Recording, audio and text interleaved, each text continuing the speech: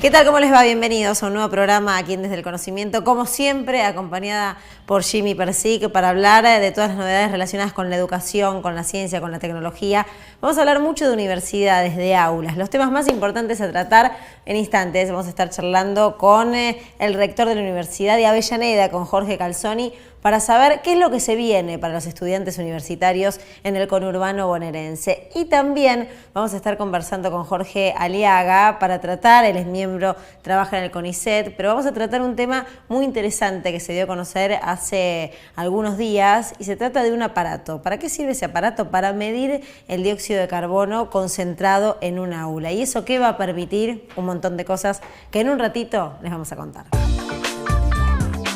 Jimmy Persic, ¿cómo le va? ¿Cómo anda, Luciana? Buenas noches, ¿cómo te va? ¿Qué se viene para las universidades en la Argentina?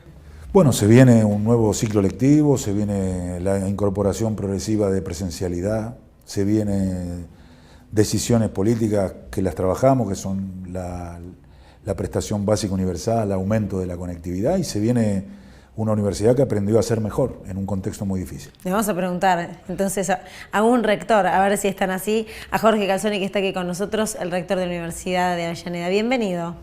¿Qué tal? ¿Cómo está, Luciana? Bueno, Jimmy. ¿Qué ha quedado de legado de aprendizaje? Muchas cosas. La verdad que nos tuvimos que adaptar muy rápidamente de la presencialidad a la virtualidad. Si bien teníamos educación a distancia, esto es otra cosa. Y la verdad que creo que las universidades estuvimos a la altura, todas, ¿no? Me parece. Pudimos sostener el año académico, no se interrumpieron las clases y, como decía Jimmy, la posibilidad de, sobre todo fin de año, de cerrar con las prácticas de salud, las vacunaciones. Hemos logrado algunas cuestiones que van a estar a disposición, están a disposición del Ministerio de Salud de la provincia, en nuestro caso, de Buenos Aires. Y también con las prácticas de laboratorio, que son las cosas pendientes que nos quedaron del año pasado. ¿Va a haber presencialidad? ¿Cómo va a ser esa presencialidad? ¿Cómo va a ser la modalidad, los protocolos? Los protocolos están aprobados, lo venimos consensuando con la Secretaría de Políticas Universitarias, están acordados con los gremios. Va a haber un regreso muy gradual en esas cuestiones, ¿no? Cuestiones muy puntuales. Por supuesto, todo lo que se pueda hacer virtual va a seguir siendo virtual, así que lo que se viene es una bimodalidad a lo largo del año. El primer cuatrimestre seguramente muchas más clases virtuales que presenciales, pero sí algunas prácticas, sí algunos laboratorios, por ejemplo lo de salud, ¿no? ¿Y eso que depende de las universidades, para todas va a ser igual? ¿Cómo es, Jimmy? Eso hay criterios generales que tienen que ver con el aforo, que tiene que ver con la intensidad de los contactos, que tiene que ver con los espacios, pero después la norma es, cumplidos los protocolos, ir avanzando progresivamente en que las chicas y los chicos puedan estar en la universidad, ¿no? Vos contabas de salud. ¿De salud qué significa eso? Nosotros decimos las prácticas de salud, ¿qué significa? Enfermería, la vacunación, si bien funcionan los centros de telemedicina que están a disposición, varias universidades estamos en ello, lo que implica, por ejemplo, los muñecos, para que lo entienda la gente, donde se vacuna, las prácticas de clínicas, hospitalarias, en el caso nuestro de enfermería, pero básicamente tiene que ver con eso. Nosotros en el fin de año 27, 28 y 29 de diciembre hubo camadas de chicas y chicos haciendo esas prácticas para poder estar a disposición de lo que iba a ser el plan de vacunación. Y eso son los estudiantes de los últimos años de enfermería. Hay algo que no entiendo, por ejemplo, para los estudiantes de otras carreras, estas está claro que vuelven a presencialidad. No, esto es muy específico. Claro, y además la necesidad de que sea presencial. Para otros tipos de carreras. Por ejemplo, diseño. Hay algunas prácticas de diseño. Pero si no es necesario, ¿no se vuelve a la presencialidad ahora? No, para nada. ¿Y se estipula para cuándo? Bueno, habrá que ver cómo marcha el plan de vacunación, y también algo que es interesante que yo le pediría a Jorge que nos cuente es: la virtualidad no es eminentemente algo malo en la universidad. Al contrario. Bueno. Las clases han funcionado muy bien. Un tema son las prácticas, por ejemplo. Vos tenés, no sé, en ingenierías o en arquitectura, y hay prácticas, o en abogacía mismo, hay prácticas que hay que hacer presenciales, que tienen que ver con lo laboral. Bueno, esas son las cosas que estamos evaluando, pero la verdad que la virtualidad funcionó bien, las clases siguieron dando. Es más, creo que los docentes trabajamos más que lo que normalmente trabajábamos en la virtualidad, y los estudiantes también. Claro, las necesidades de chicos por ahí de nivel inicial, de primario, y y hasta secundario no es lo mismo que la universidad. No es lo mismo. Claro. Lo que nos gustaría sí es por lo menos una clase de consulta de primer año, que los chicos puedan ir a la universidad y la conozcan. Por supuesto, bien segmentado, con distanciamiento, con todos los protocolos, pero la aspiración sería que aunque sea una vez puedan ir a la universidad, si lo permite, por supuesto, la evolución de la vacunación y todo lo que viene, pero claramente nosotros podemos sostener tanto el ingreso como la cursada de manera virtual sin ningún inconveniente. ¿Y con qué temas están trabajando? ¿Qué están proyectando dentro de la universidad? De acuerdos, tengo entendido, con otras universidades, de facilidades para los estudiantes y para aquellos que... O sea, tradicionalmente uno empezaba una carrera en un lugar, la terminaba en un lugar y eso era todo, que es un montón. ¿Ahora qué se viene? No, hay una discusión desde hace mucho tiempo que tiene que ver que cuando uno cursa y después no le reconocen, incluso dentro de la misma universidad, entre facultades, no le reconocen lo cursado y tiene que empezar con todo de nuevo. Nosotros tenemos desde el inicio un diseño curricular flexible. Esto implica que en vez de tener por horas, para que se entienda, en vez de tener materias con horas, tenemos créditos. Y los créditos están hechos en función del estudiante, no del docente. No son las horas de clase, sino son las horas que requiere la aprobación de esa asignatura. Para que tengas idea... A ver, traducido al castellano. Yo curso análisis matemático 1. Claro. No apruebo análisis matemático 1. Es complicadísimo. Es complicado. Estoy ¿sí? acreditando Estás acreditando una cantidad de créditos. De créditos en análisis 1, 2 o lo que sea. Por ejemplo, una licenciatura son 240 créditos. O sea, más o menos por cuatrimestre se cursan 30 créditos, son 5 asignaturas, para hacer la equivalencia. Una tecnicatura superior son 180 créditos. Pero el crédito implica que vos los pudiste haber cursado, no sé, en un instituto terciario de arte, por ejemplo, en las carreras de arte, y se te puede acreditar si reconoces eso. Incluso lo laboral. Si vos tuviste una experiencia laboral, se puede reconocer el crédito. Entiendo algo. ¿Esto está pasando ahora o se proyecta? No, esto ya está pasando. Esto ya está pasando. Está pasando. En realidad pasa en el mundo. Claro. O sea, lo que pasa es que en Argentina por ahí no está tan desarrollado. Y la idea es que Quilmes lo tiene también hace tiempo en lo que es son las carreras. Universidad Nacional de Quilmes. La Universidad Nacional de Quilmes. Pero ¿cómo es en la práctica? A ver, en la práctica un chico se anota y cursa y elige la cantidad de créditos que va a cursar. Para ser licenciado tiene que tener los 240 créditos. En vez de cursar por horas y que son obligatorias, vos cursás cantidad de créditos. De esos créditos, o sea, que algunos materias dentro de la carrera. algunos son obligatorias. Claro. Para tener ese título. Algunas son electivas y otras son optativas. ¿Cuál es la diferencia? Que esas que son optativas la podés hacer en la Universidad de Burlingame, en la Universidad Nacional de Quilmes, en la de Lanús, en la Universidad de Buenos Aires. Las obligatorias las tenés que hacer allí, y que son el núcleo de la... ¿Y por qué a algún estudiante le puede seducir hacer una parte de su carrera en Quilmes? O porque, más allá de que siempre si te mudas es una opción, después en lo habitual, ¿por qué? Hicimos una experiencia con Quilmes y con Jaureche y hubo 120 chicos de intercambio. Entonces, ¿y por qué lo elegían?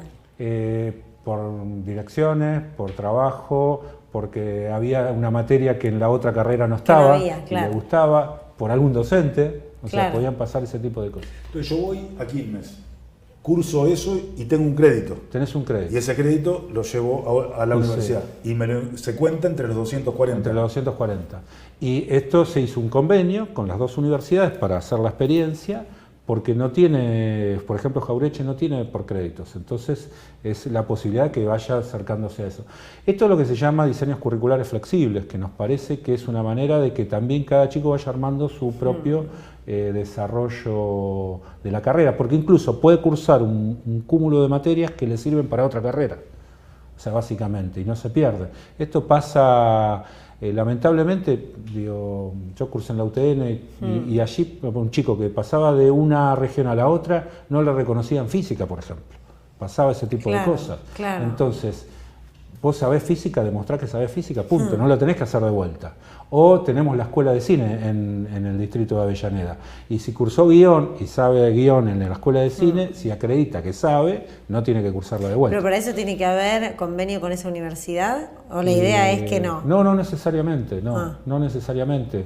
De hecho, nos permite articular con los terciarios y pueden hacer el ciclo de complementación curricular. Muy interesante, muy amplio a la época en la que yo estudié. Es distinto a lo que nosotros estudiamos. Sí. Y que también ustedes han estudiado. Jorge, muchas gracias. No, al contrario, muchas gracias. ¿Hacemos una pausa, Jimmy? Hacemos una pausa. Muy cortita, porque después viene un grande Bien, a charlar con nosotros, trabajador del CONICET, investigador del CONICET. Jorge Lega nos va a contar qué es y por qué se trabajó tanto en un aparato que detecta la cantidad de dióxido de carbono en el ambiente. Esto en minutos nada más, ya venimos.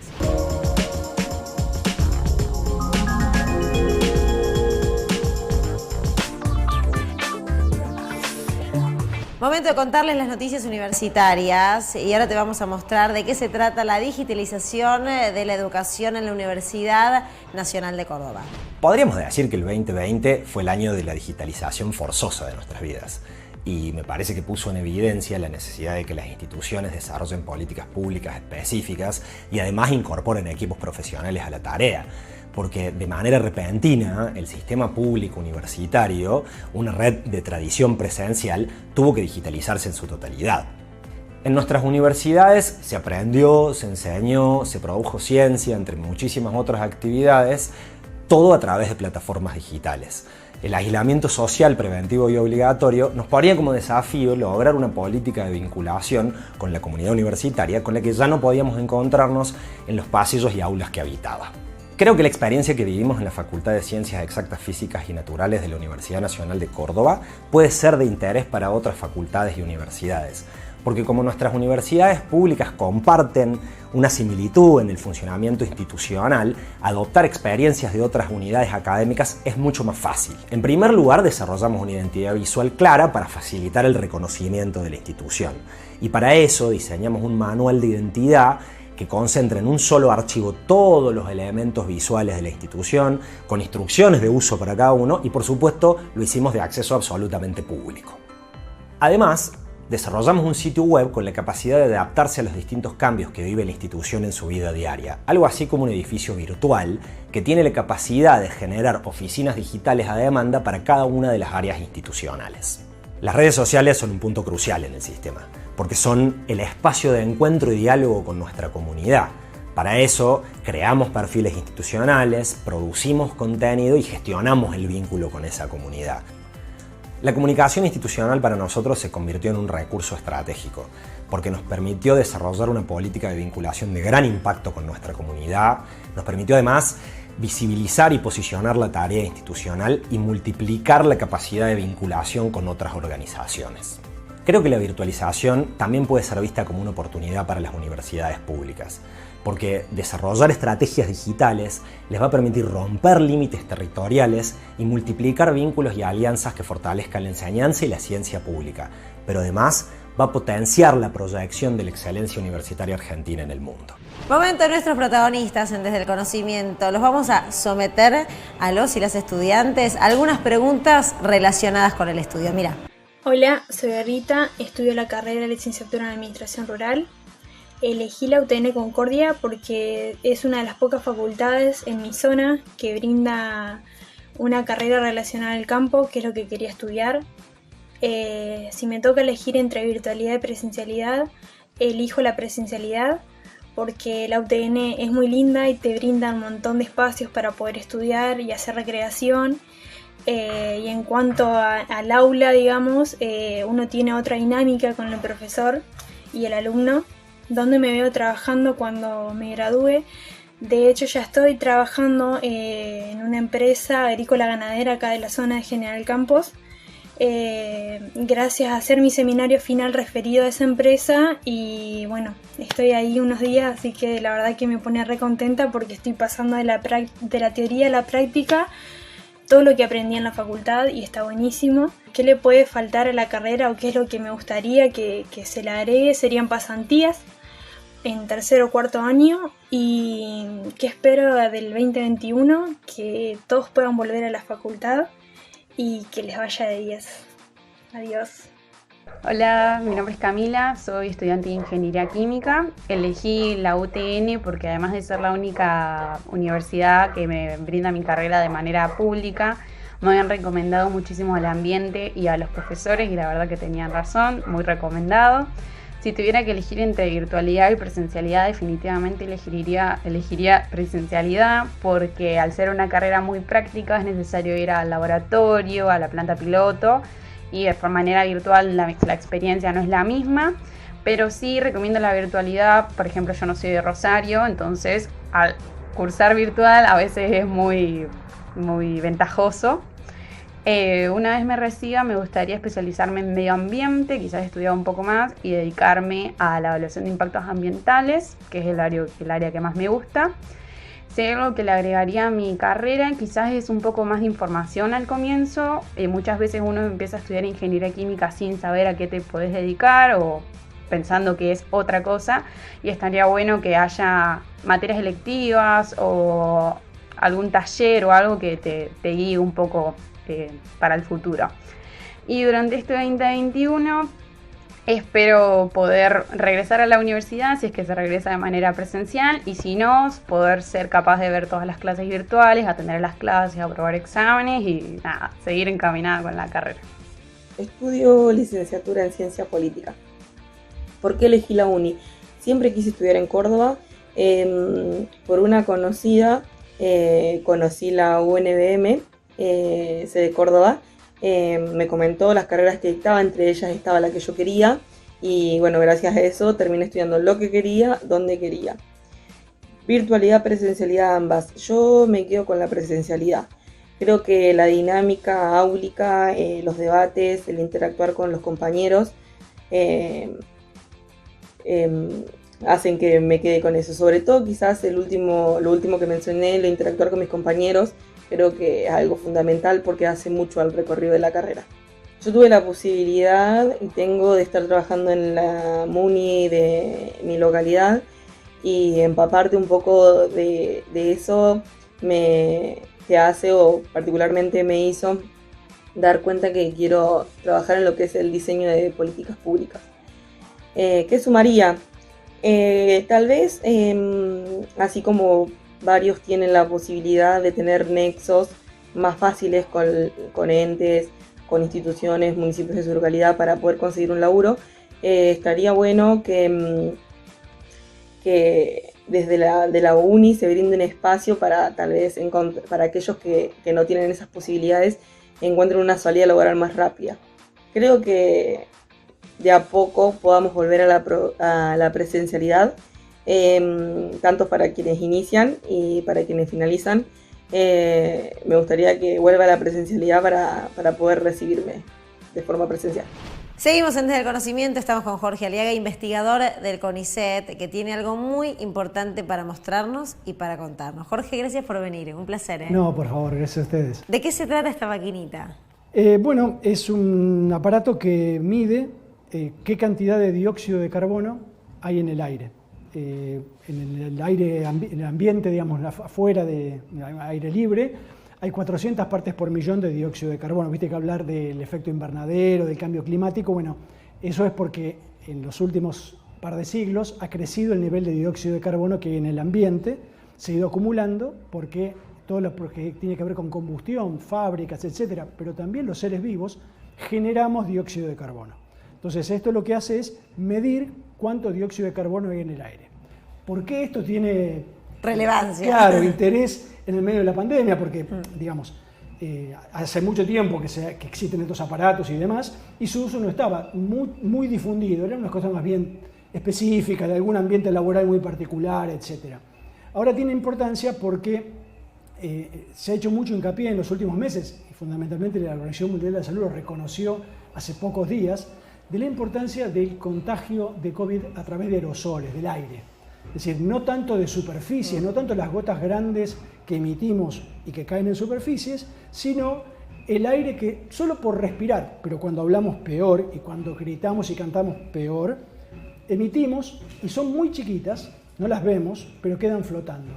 El concepto sería, es lo mismo que cuando vos entras a un ambiente y sentís olor a cigarrillo, sí. No hay nadie fumando, pero sentís que hubo alguien fumando. Bueno, eso es partículas que quedaron flotando en el aire por cierto tiempo. Si vos ventilás, lo mismo que cuando haces un churrasco, si vos ventilás, eso se va. Claro. Si no, queda un rato dando vueltas. Total. Esto es lo mismo.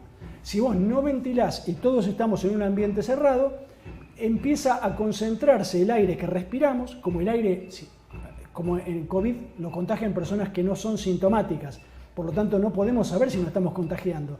Nadie tiene certeza de si nos está contagiando.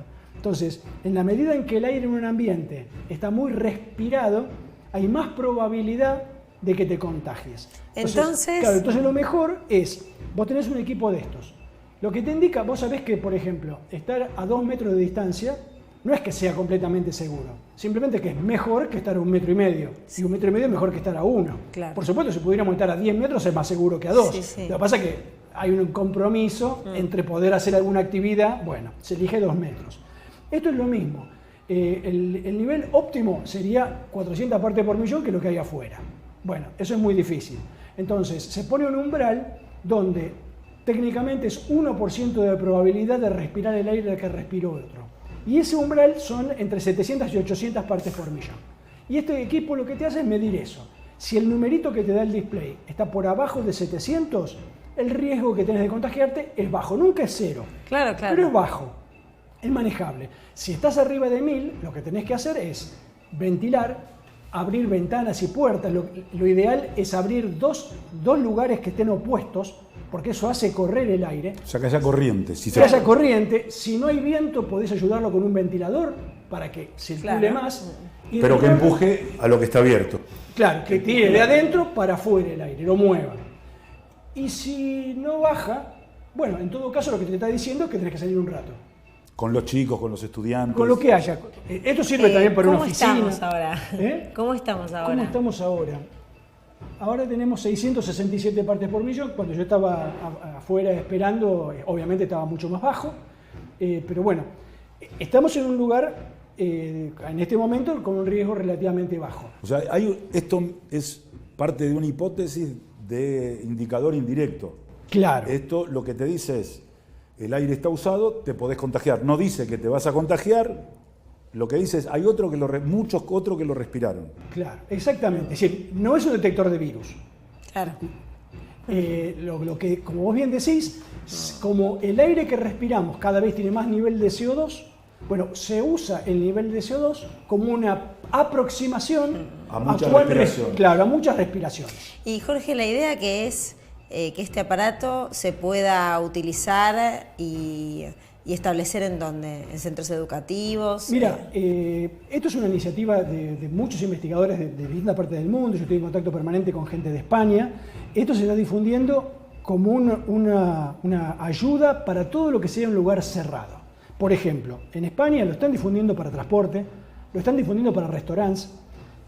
Obviamente si el restaurante comes adentro, si comes afuera no hay peligro. Claro. Pero en España en particular, en Madrid, estuvieron estos días con nevadas. Sí. Entonces, bueno, comen adentro. Bueno, esto te ayuda. Cualquier oficina y, por supuesto, los colegios. Donde no es que esto te, elimina las demás medidas. Igual tenés que tener distancia, igual tenés que tener tapaboca. Igual cuanto menos hables mejor, porque cuando hablamos generamos más dióxido de carbono y más partículas, pero además, si el nivel de CO2 está bajo, nos está diciendo que el aire se está cambiando bastante. Entonces, para todos esos usos se está difundiendo, recomendando. Tiene un costo el equipo, bueno, mi idea fue tomar partes que ya estaban funcionando en internet y adaptarlo con lo que había acá, y hacerlo rápidamente. No es el mejor equipo que se pueda construir, porque eso demora mucho tiempo, es uno que funciona. Y el código yo lo puse libre en internet para que el que quiera lo use. La Universidad de Hurlingham, donde trabajo, decidió hacer equipos para las escuelas de la zona, de Hurlingham y de Morón, pero digamos, cualquiera podría replicar la iniciativa. No hay que saber demasiado. Yo te diría que cualquier escuela técnica o universidad seguro que lo podría hacer, porque es muy simple. Están todas las instrucciones en la web. O sea, vos colgaste todo para que cualquiera lo pueda hacer. Todo, completamente libre. Y tiene un costo que yo te diría, para una familia no es regalado, pero pongámoslo así, ponele que son más o menos entre 4 y 5 determinaciones de PCR. Y estamos haciendo 50.000 determinaciones por día. Entonces, en términos de lo que se está invirtiendo en COVID, es realmente, esto no es un consumible como un test de PCR que no queda nada. Claro, no. Esto es un equipo que dura, en promedio, el sensor dura 5 años. El sensorcito es este dorado que está acá, dura más o menos 5 años. Es un LED que emite una luz determinada, una frecuencia determinada, que capta las moléculas de dióxido de carbono. Bueno, es un equipo que puede durar 4 o 5 años funcionando, con lo cual... Y hay una cosa importante. Argentina tiene una tasa de enfermedades respiratorias alta, incluso a nivel regional. Muchos casos de bronquiolitis los chicos en las escuelas, muchísimo, en invierno, neumonías, muchos contagios que si tuviéramos más cuidado de ventilar, se bajarían. Mirá. Entonces, estamos seguros que esto sería una buena cosa que quede, que exceda COVID. Es decir, Claro, como una medida de prevención de higiene. así como De nos higiene y lavamos las seguridad. manos, Claro. entonces en los lugares cerrados, Ahí, perfecto. particularmente los colegios, Claro. pero aparte, ojo, no estamos inventando nada. Te podría dar un escrito de Sarmiento, ¿sí? De Sarmiento, recomendando que en las escuelas se renueve el aire. Y escritos de principios de siglo de cómo trataron... Ya Belgrano en su reglamento hablaba de escuelas limpias, aireadas. Claro, exactamente. Es decir, es la historia de las abuelas. Es decir, abrir Claro. cada tanto para ventilar. Una cosa interesante es que se ha medido, porque ahora digamos, hay más formas de medir, se ha medido y es mejor para renovar el aire tener un poco abierta la ventana todo el tiempo que no abrir cada media hora, por ejemplo. Es decir, eso es menos eficaz. Abrir cada tanto es menos eficaz que abrir un poco todo el tiempo. En España, estos medidores lo que se han servido, como abrir de gusto con frío no, es costoso, entonces van regulando cuánto abren para mantener el nivel bajo y tomar la menor cantidad de frío posible. Jorge, te comprometemos para un próximo programa de acá a un par de meses y sacar algunas conclusiones de la utilización de este aparato que es muy interesante y es una ayuda más Así en este es. momento donde tanto se necesita, además en vísperas del inicio de la presencialidad en los colegios. Gracias por Gracias haber a venido. vos. Hasta luego. Gracias, Jimmy. Gracias, Luciana. Gracias, Jorge. El próximo programa estás, ¿no? Por supuesto. Nos reencontramos, como siempre, aquí en C5N en la pantalla. Estamos en un lugar prestado, así que agradecemos, porque estas instalaciones no son nuestra casa, nuestro hogar fijo y firme, pero sirve, ¿eh? Sirve y mucho. Y el próximo sábado a la madrugada nos volvemos a encontrar. Esto ha sido Desde el Conocimiento. Gracias por acompañarnos.